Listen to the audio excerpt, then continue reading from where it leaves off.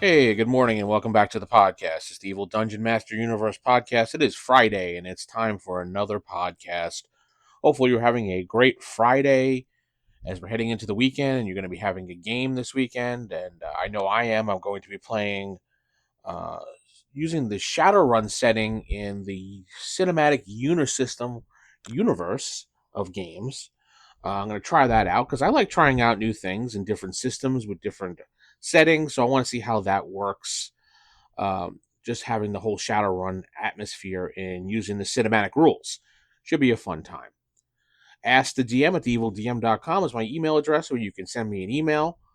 My website, theevildm.com, which has been revamped, and people can actually comment and click on things now because it's fixed.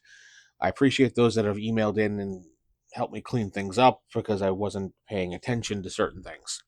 Thank you. Today, I'm going to empty out the email bag because today is going to be an email bag episode because I got a whole bunch this week, and I guess I didn't realize it. I guess I wasn't getting notifications, but there was a whole bunch in my email box of things from people, so I'm going to read them and get to those questions right now. Thanks to those that also actually went to Spotify and clicked on the episode and commented on the episode so I could see that, but apparently you can only comment once. So if you have a comment to say, make sure you get everything out that you want to say. Or come to YouTube and you can comment as much as you want.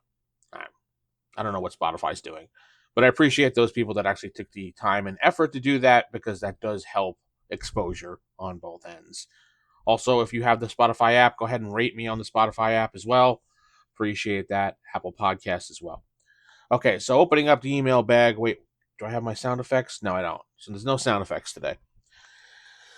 Let's see. The first email comes from Liam, and he says he's a fan of the podcast. I've been running a fantasy tabletop for a few months now, a game for a few months now. Wow, can't read today. I've run into a bit of a situation, hoping you can help. One of my players has a character who has become incredibly powerful to the point it's disrupting the balance of the game. I don't want to punish the player for their creativity, but I also want to keep the game fun for everyone. Do you have any advice how to handle this? Liam. Well, the email is a little general as far as why he's become too powerful. Now, is it just based on this email it's saying creativity? So the character is actually playing the character. The player is actually playing this character in a way that's inventive, so to speak, or creative, that it's going beyond the boundaries of the class and giving you, I guess, a run for your money as a DM. There's not much you can do with that. Because if a player is that creative with the class and the tools that just the generic things that it gives against what you're giving him, then you have to reward that player for being incredibly intelligent and give him props for being that creative. Now, I don't know if maybe you gave him certain things like weapons or armor or something like that in the game that is making him more powerful and disrupting the game. Now, you can't punish the player for just using the tools that he has and being good at what he does. So the best thing to do is talk to the player and tell him that what he's doing, and if it's something you gave him is really easy to fix, just talk to him and say, "Listen, I gave this to you. It was a mistake. It's breaking the balance of the game. It's not making it fun for me at all because I have to keep ramping everything up to combat what you are, but that also makes it deadly for the rest of the group." And it's not going to become fun for them when I accidentally kill one of them or have to fudge a die roll because I'm going to kill them because I have to ramp everything up for just you. Do you mind, you know, taking your weapon, armor, whatever, ring, and let's nerf it a little bit, change it?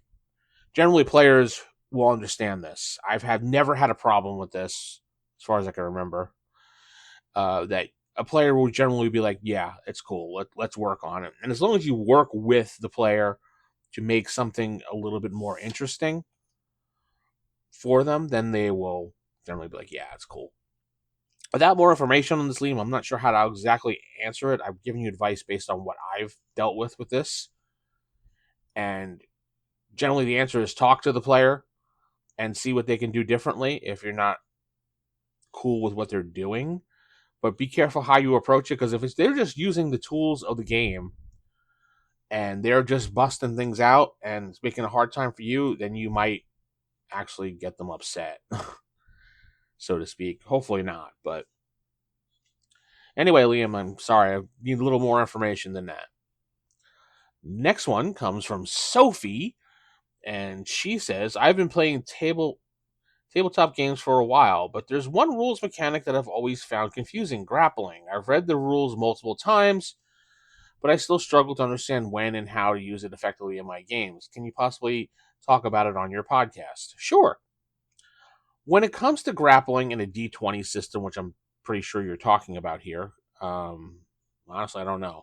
But if you're talking about D&D grappling, I generally boil it down to something very, very simple. Opposing D20 rolls and adding a strength modifier to it. And the higher number wins, which means the person has the other person in the grapple.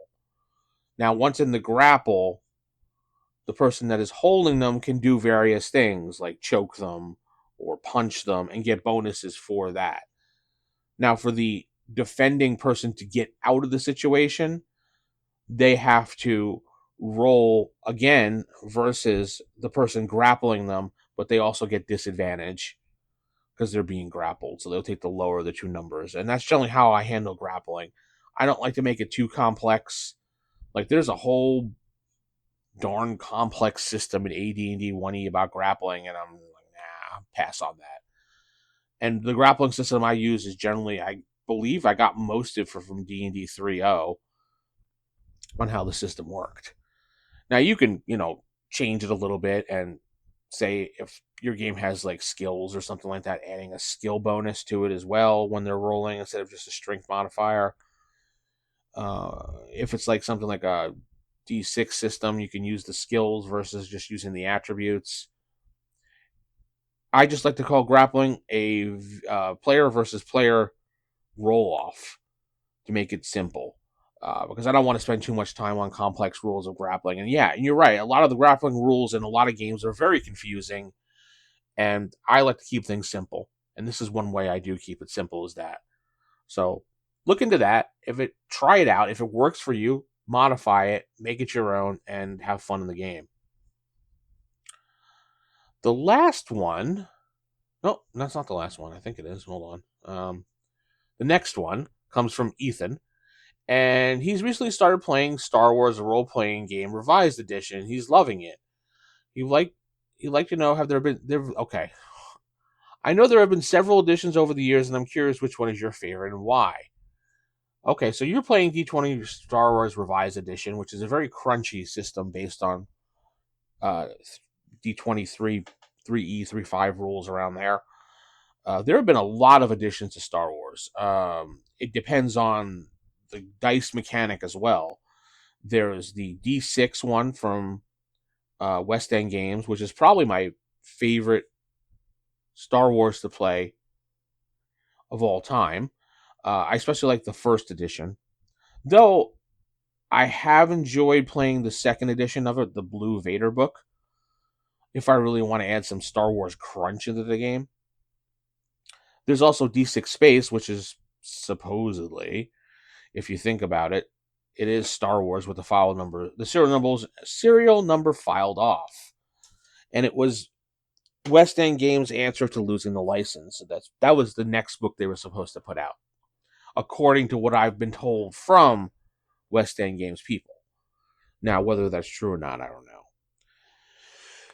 And then after that, I believe Wizards of the Coast took it over for D20 for a while. And then from there, we got the D20 ones. Then we got Saga Edition, which was still D20 based, but a little bit more free flowing, which was kind of how 4E D&D came about. And then I think we got the one from Fantasy Flight Games. I think took it over, the one with the weird funky dice for Star Wars that have the light and the dark side points. And I don't never really got into it because I couldn't understand it. I know I listened to D20 radio for quite some time when they were talking about it, and it sounded like it could have been an exciting system, but I didn't want to buy special dice. and deal with a whole different dice system like that. So I didn't really get into it too much. And I'm not knocking it because I don't want someone in the comments to be like, "Oh, you don't like it because of the dice." No, just I didn't want to die. I didn't want to buy special dice, and I didn't want to have to learn special new dice. So that's one of the things that actually most people don't like about newer games. If it's a special type of dice thing, they don't want to bother with it because they know I have to buy special dice and learn special dice. I don't care. And that's where we're at right now with Star Wars. I don't think anyone else has the license other than Fantasy Flight, or is it Genesis? I don't remember Asmodee. I don't remember who actually owns the license. I'm pretty sure it's Fantasy Flight Games at this point. I don't know. I lost track of it. I continued to stick with just D6 Star Wars and play that until I find something better than that. D20 Star Wars was a little too crunchy for me. So I'm going to have to definitely say that first edition D6 Star Wars, the cinematic Star Wars that's supposed to emulate a lot of the movie and everything on it, I liked. A lot of the game was hand waving certain things like fueling up ships and stuff like that. It was supposed to be like, yeah, fuel up. And, some people couldn't grasp that looking back at it. And I remember we were doing some of the things with the podcast, and a lot of questions revolved around, this or that as far as how do you fuel up a ship? How do you do this? It's like, well, it's one of those things that it's a plot device thing. You run out of gas because it's a plot device thing. You have to refuel because it's a plot device. This because of that. I don't know. Tell me what you think in the comments below for the Star Wars or anything. Like, comment, subscribe, and don't forget to have a great weekend. Hopefully you're having a game. I look forward to hearing what you guys are talking about. Keep it original, keep it old school. Good night, God bless, and don't forget there is no drama, no clickbait, and all gaming on this channel. Good night,